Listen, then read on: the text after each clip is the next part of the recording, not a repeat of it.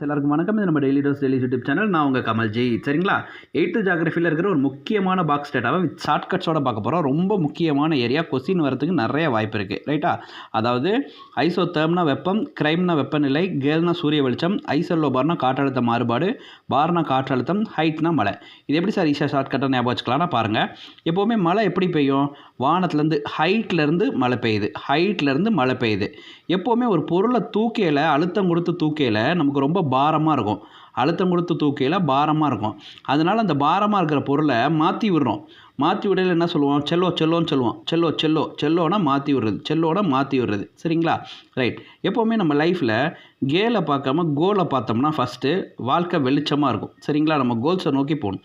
So இப்போ சூர்யாங்கிற பையன் கேலை பார்க்காம கோலை பார்த்து போகிறான், வாழ்க்கை வெளிச்சமாக இருக்குது. சரிங்களா, தெர்மல், தெர்மல்னாலே என்னது? வெப்பம். என்னது? தெர்மல்னாலே என்னது? வெப்பம்.